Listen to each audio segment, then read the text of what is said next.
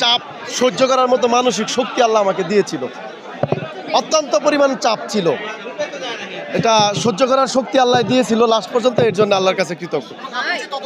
আমি সন্তুষ্ট, আপনাদের সাথে আমিও সন্তুষ্ট। আমরা এটাই প্রত্যাশা করেছিলাম। এটা যে আপনাদের ভিতরে যে ইমোশনালিটি তৈরি করে, তার থেকে বেশি আমি যেহেতু প্রত্যক্ষদর্শী, আমার ভিতরে আরও বেশি ইমোশনালিটি তৈরি করে।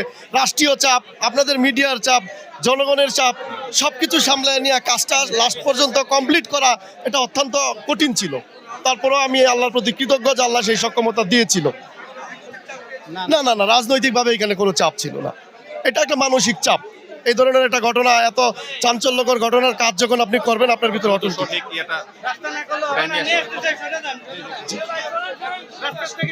এটা দ্রুততার সহিত হয়েছে, কারণ হচ্ছে এটা আমাদের যে মিরপুর ডিভিশনের যে একটা টিম ছিল, আমাদের মিরপুর ডিভিশনের DC sir, ADC, AC, OC এবং ইন্সপেক্টর তদন্ত সকলের সম্মিলিত টিমের কারণে এটা নির্ভুলভাবে এবং সঠিকভাবে দ্রুত সময়ে করা সম্ভব হয়েছে। এককভাবে এটা সম্ভব ছিল না, সবাই আমাকে অনেক সহযোগিতা করেছে। এই ধরনের ঘটনা যেন না হয়, এই জন্যই আমরা এই সর্বোচ্চ শাস্তি কামনা করেছি এবং সেই শাস্তি বিজ্ঞ আদালত দিয়েছে। আমরা খুশি, আশা করব এটা পরবর্তী অপরাধীদের জন্য নিদর্শন হয়ে থাকবে। এটা মিথ্যা, সে এটা অন্যভাবে ডাইভার্ট করার জন্য করছে, শত্রুতামূলত।